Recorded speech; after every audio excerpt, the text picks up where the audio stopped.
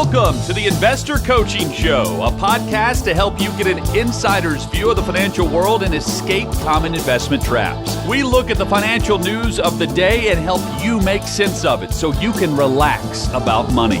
And here's your host, Paul Winkler. All right, back here on the Investor Coaching Show, I'm Paul Winkler. Talking about money and investing, and there was something that I saw a few weeks ago, I guess it was, but I thought that's a great. I love that little way that they put this thing together. They were talking about inflation, and I think a lot of times people forget about this. Let's say that you have a pension. And you're living off this pension and it's with a corporation. Typically with a corporate pension, you do not have cost of living increases built into the pension. So sometimes what I'm doing with somebody that has, let's say, a pension at work, I'm building in an investment portfolio, and I often may get a little bit more stock focused on that portfolio simply because I've got to have protection against inflation in the future. Now, inflation is prices going up, right?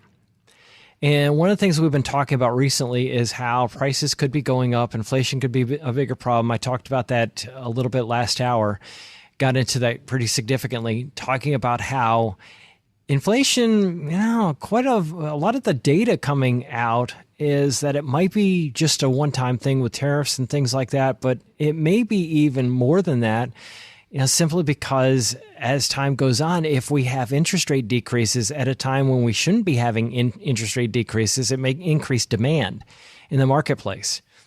Now, when you have increased demand in the marketplace for goods, because it's cheaper to borrow money to buy things, people tend to have a little bit of problem with patience, right? It's retail therapy, as I talked about. We often want it now. Give me that thing right now. Don't make me wait. Now, especially if the cost of borrowing is super low, it makes it even more enticing to go out and borrow the money to buy the thing that I want right now. If you have interest rates and they go down before they should have, now companies are trying to produce goods and services and they don't have the wherewithal to do it. In other words, if we have a company, and let's say that you have to hire employees to make whatever product it is that you make, but you don't have the personnel, you can't fill those positions. What do you have to do? You have to raise the cost to pay the people that you've got. Maybe you have to pay overtime.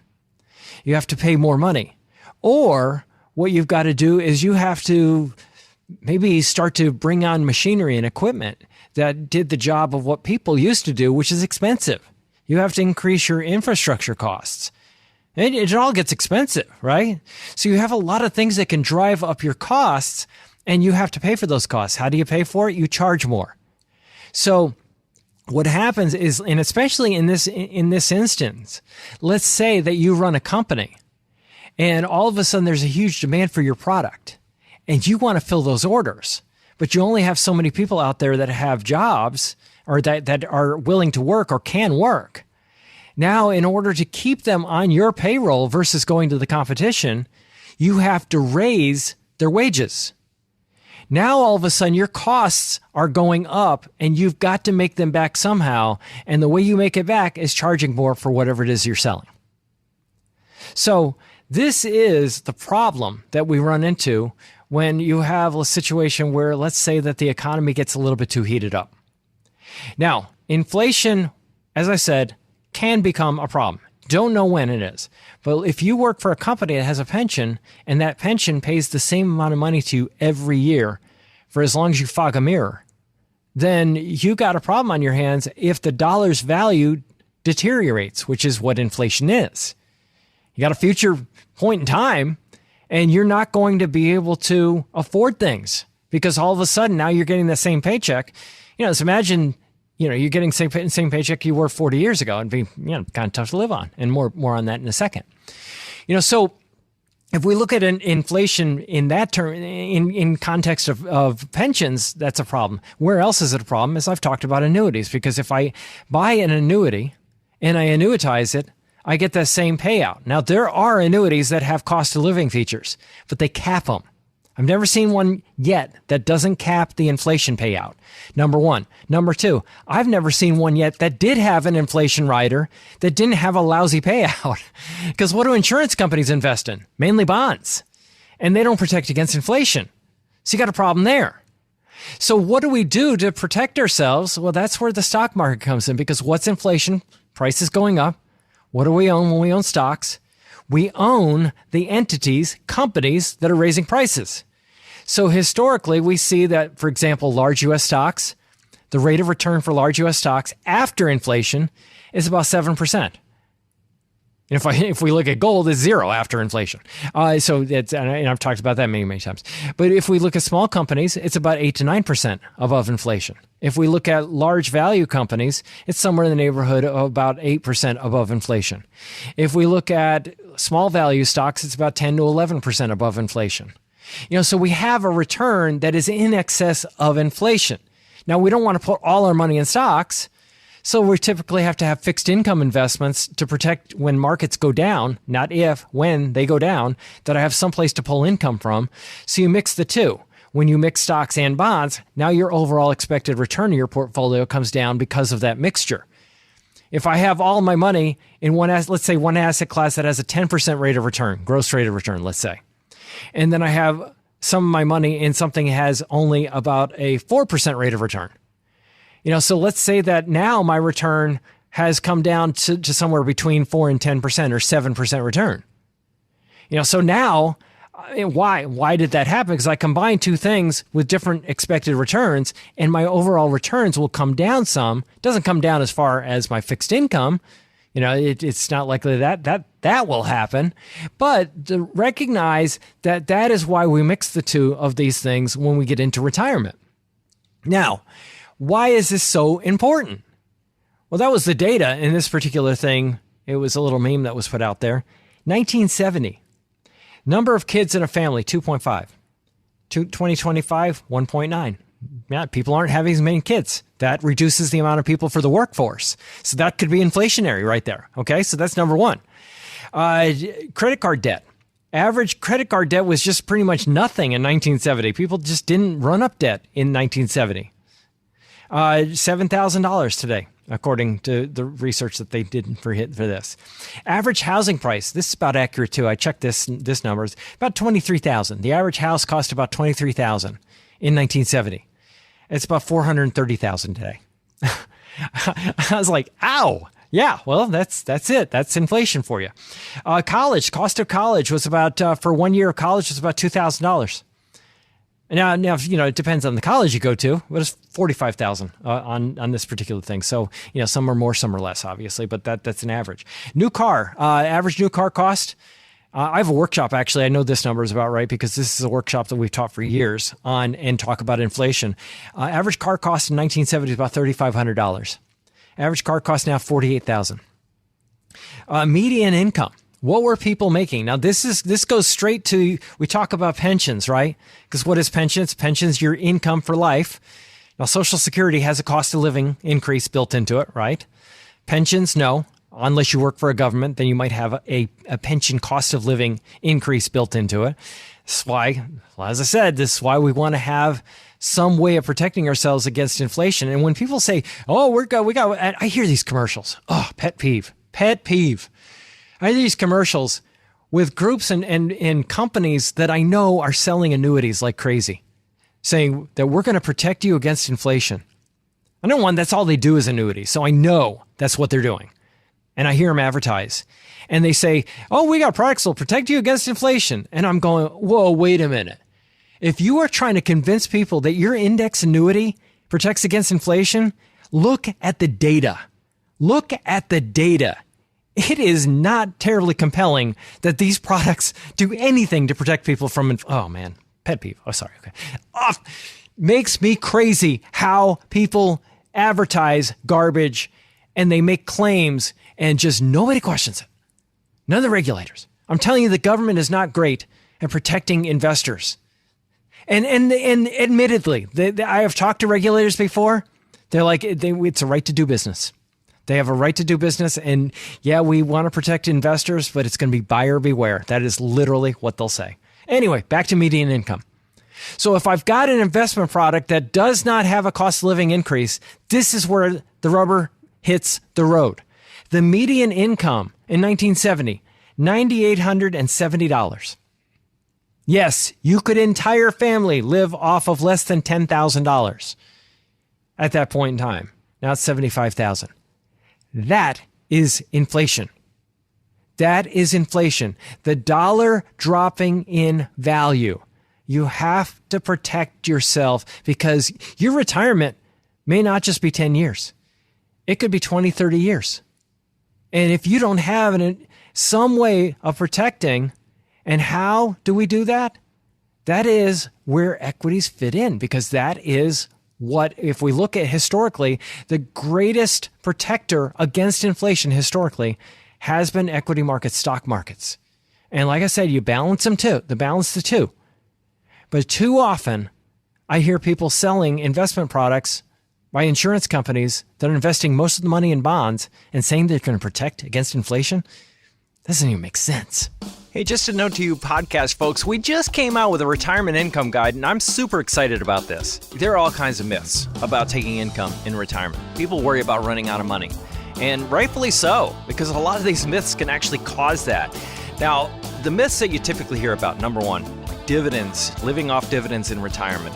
Real estate, life insurance as a retirement investment, and annuities, and interest-bearing accounts, and target date funds. There are all kinds of things out there. What I want to do is put something together that walks through why those things are problematic, number one. Number two, the other thing that I wanted to do is walk through the evidence-based research on taking income in retirement. And we got a ton of data going all the way back to 1900. What's the logic behind it? And it's intensely logical. So we put that together, and all you have to do to download that, making it super simple, just go to paulwinkler.com/relax, and you can actually get into that very easily right there. So I would urge you to do that. Check it out, because I think you're going to really like it. paulwinkler.com/relax. All right. Back here on the Investor Coaching Show, Paul Winkler. Boy, this show's flown. Man, I've talked about the Fed independence on here. Been talking a little bit about equal weighted funds out there. Been talking about how, fund companies and some of the weird stuff that they've engaged in, and some of the things that they tend to continue to engage in insider selling in some areas, and gold and all of that good stuff. I thought this is interesting. Women are not using AI as much as guys are. It's just not really investment related, but I just think it's interesting because I love using. There are all kinds of ways that I'm using AI, and I'll tell you about a couple of them in a second that I think are pretty cool. But they had this working paper that they had done regarding. It was I'm trying to see who was it? I don't even see who it was. There was a couple of professors. They were looking at the gap in men and women's usage of AI, artificial intelligence, and gender gap was more pronounced when authors looked at AI usage on smartphones. They said that they found that women, and this is interesting because we've talked about how AI writing papers for you and doing a lot of work for you is just deteriorating people's brains, and how bad it can be because you're just not using your head. And I totally agree with that. I like sitting there and writing. I've thought about having AI write newsletters. I literally have, because I go through painstakingly write newsletters, and I just can't bring myself to do it because A, it's not going to be what I want to say, and B, your brain ends up being mush when you let AI do everything for you. But it's interesting why women are not using it as much. And the reason is they said it might penalize them professionally and allow colleagues and peers to question their competency. If, let's say that a computer writes stuff for them.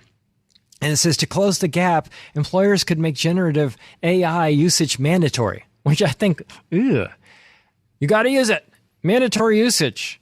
And push people into that. And I just wonder, are we going to see even further brain deterioration forcing people to use AI for that particular function, doing research? I mean, when I was getting my graduate degree, one of the things that we would do is we would go in there and be looking for peer-reviewed research. And it was hard for me to find research on things because, you go through tons of papers, but I just think about how much you learn just through the process of searching for information that would be good for papers. Because you have to write a lot of papers when you're doing your graduate work. And for me, I think that was good, forcing me to do that. But, I have mixed emotions on that. You take AI like Perplexity and you ask a question and it will give you different papers that you can review. And I like that just simply because I can go back and review the papers that they came up with. But I think that you want to continue to look for other stuff as well. But, that I think is interesting, number one. Number two, one of the things that I use for AI, and I really like this, and I found this is super helpful, is just having it take notes. There are programs out there, and you can record conversations. You just say, hey, I want to record this one, make sure I, take notes. And I have people do this all the time. They'll ask me questions and say, hey, can I record this conversation? I'm like, yeah, sure, go ahead. But they'll record, and then you have programs like Hynote. Hynote. And literally it'll listen to the conversation. It'll give you bullet points on everything. And it is amazing. Amazing. I did it in a doctor's office, a doctor's appointment. I just want to make sure I remember everything that was said. And by the way, I'm really in good shape. Not that I'm worried, but my wife's worried. But it was really interesting how it bullet pointed everything that the doc said that I probably wouldn't have remembered. And it was interesting because it not only took the information that was given, but it actually had research behind some of the things that were said to gave even more detailed information on it. So I just thought it was fascinating. AI is really, really cool. And you can go around and look for programs out there that will, you're listening to something or you want to hear a program and let's say you want to record something that you're listening to, but you just want bullet points to go back and refer to. I've had meetings where, let's say that I'm in a class, and I've done that. And that's where a lot of these programs are built for, is kids using them in the classroom, and it gives you bullet points on things that you need to remember. And, phenomenal stuff. I mean, it's just, people love to hate AI, and I get it. There are a lot of things to hate about it, but there are a lot of things to like about it as well. So I think it's going to be interesting to see where that leads going forward. The other thing that I think is interesting is what's going on, the area of the market that is on a tear right now, junk bonds. And this is something we teach in our initial workshops. Junk bonds are companies with below investment grade credit ratings. So they borrow money and they are on a tear recently. And what they found is that these companies with low credit ratings, a lot of people are buying their bonds, which is driving the price up. Well, that is a problem, investors. Number one is that if you're looking at the bond portion of your portfolio, it is there to provide stability for you as an investor. That if stock markets go down, your bonds don't come crumbling down with it. But fund companies, and a lot of this stuff is happening, you don't even know it because you're not paying attention if you're not paying attention. In your workplace, let's say that they're choosing the investments for you. You may not even know that they're doing this. You better look for it. But they're adding junk bonds because they pay a little higher interest rate. But the problem is that because they're on a tear, that means the prices of these things are going up, which means interest rates are going down, which means companies that are more subject to default, that could run into financial trouble, aren't having to pay as much to borrow your money anymore. So what happens when all of a sudden fortunes change? These things can come crashing down right when the stock market comes crashing down.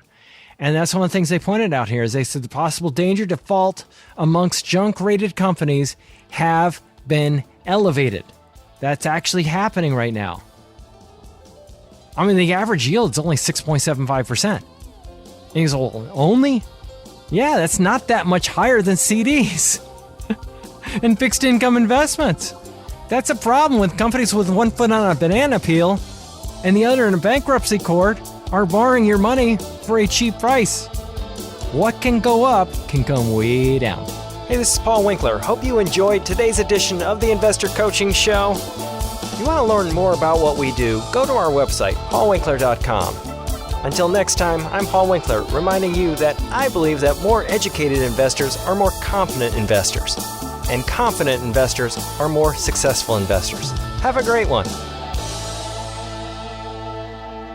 Advisory services offered through Paul Winkler Inc., an SEC-registered investment advisor. The opinions voiced and information provided in this material are for general informational purposes only and not intended to provide specific advice or recommendations for any individual. To determine what investments are appropriate for you, please consult with a financial advisor. Paul Winkler Inc. does not provide tax or legal advice. Please consult your tax or legal advisor regarding your particular situation.